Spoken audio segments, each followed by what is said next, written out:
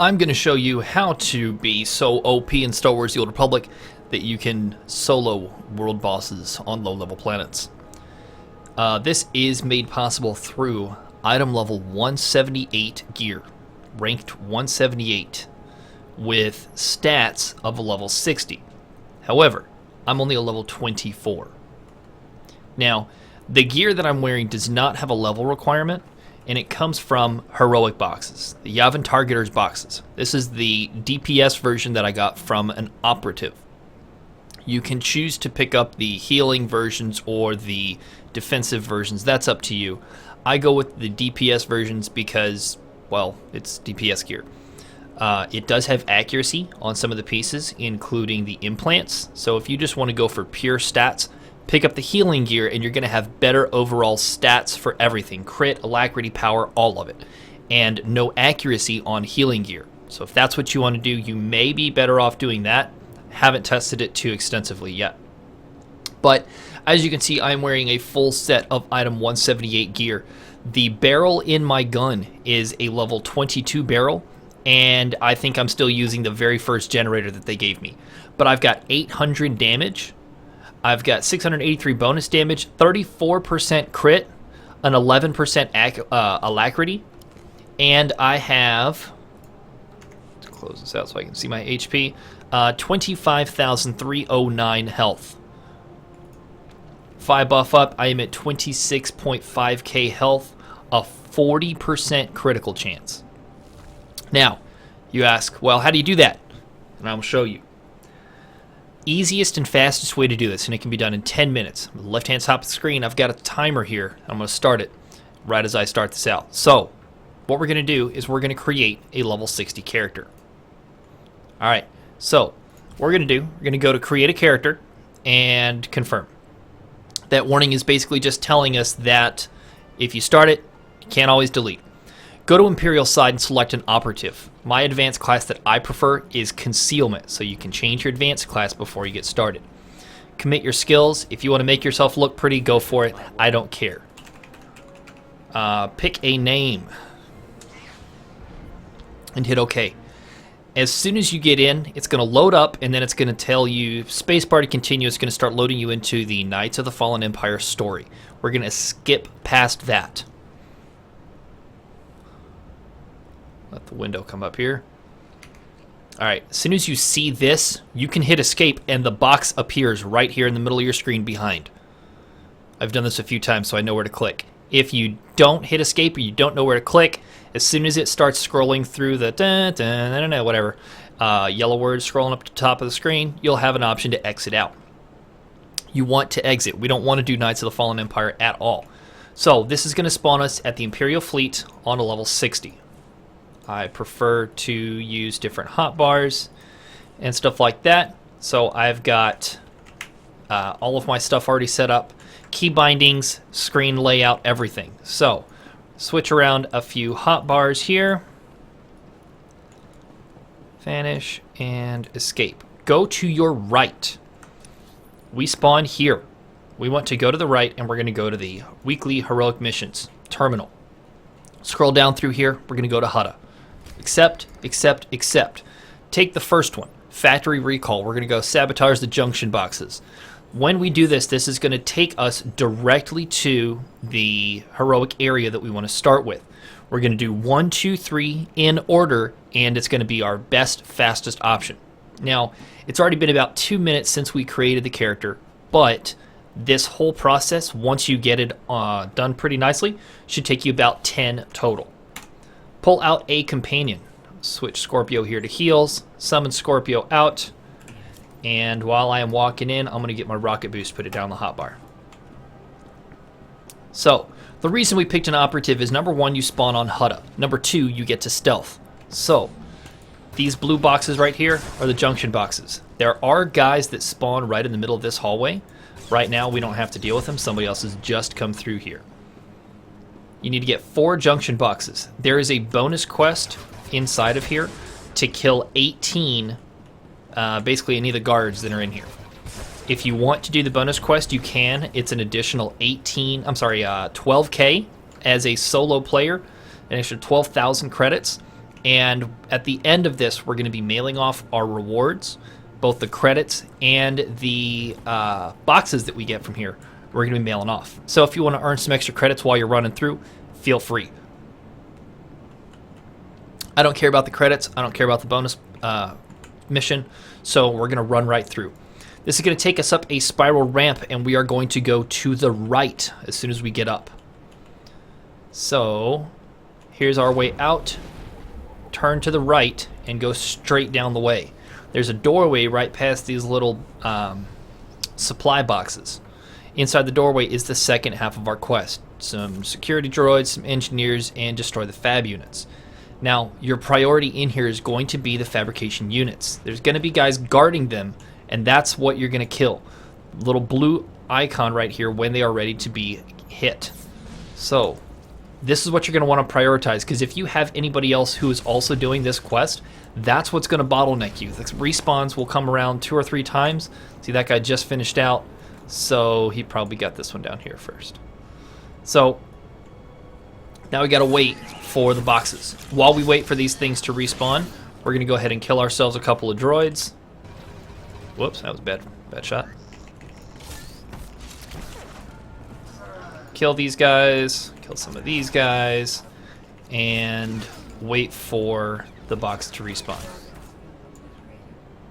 I think it takes about 60 seconds for it to respawn from its original point. Let's go back to stealth and wait. As you can see, waiting for these, since it's not an instant, is going to be the bottleneck. It's going to be where it's going to slow you down the most. I like to go sit up top and wait. That way I can see them all at once. Oh, see that one right there just came up. Alright, so, number 2. We go back upstairs. I don't know if this one's going to respawn next or if the one upstairs is, but I'm guessing upstairs. And somebody else is coming in right now. Go ahead and kill this guy here.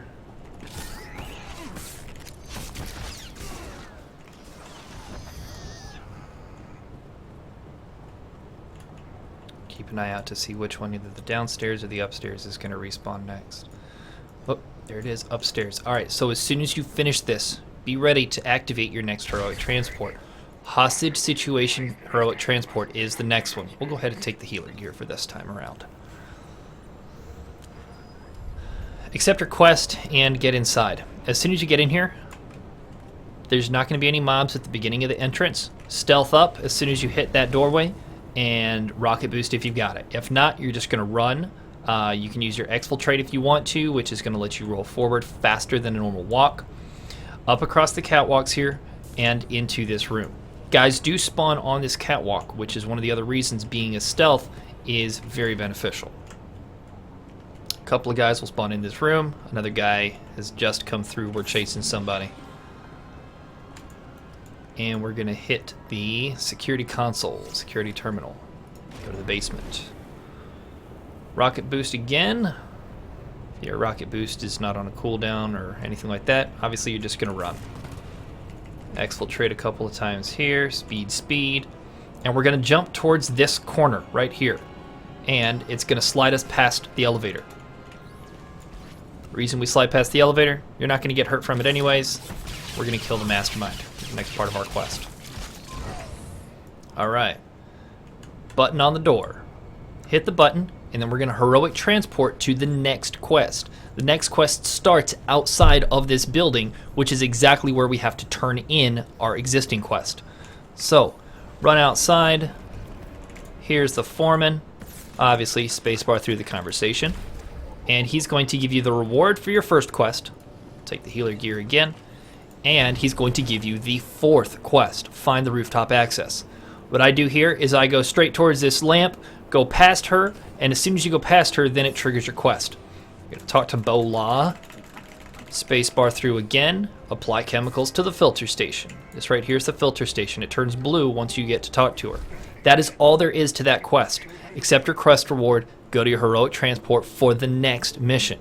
We're going to go up top. It's a long walk. Don't worry about that. Just take the heroic transport. If somebody has cleared this out for you, rocket boost, exfiltrate, run right on through. If not, you can stealth and then run up here, and that way you don't have to fight anybody. Whoops, stuck on a box. And now we're going to go defeat Baranj and his turrets.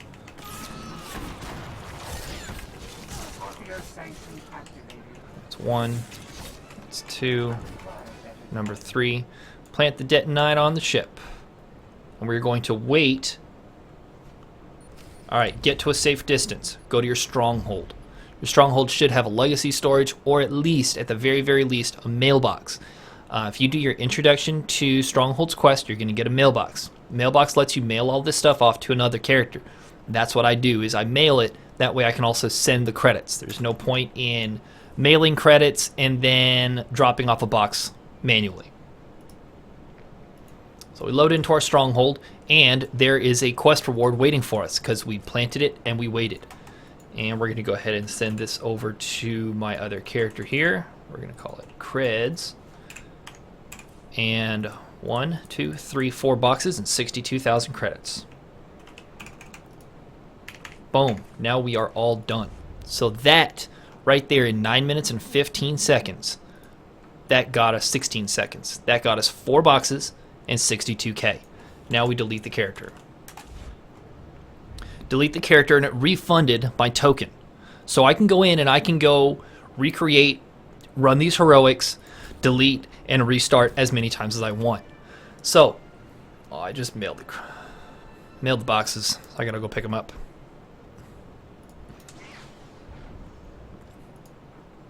I'll pick the boxes back up out of the mailbox and put them in the legacy bank, and I will show you what impact it has on a level 1 character before we finish this out here.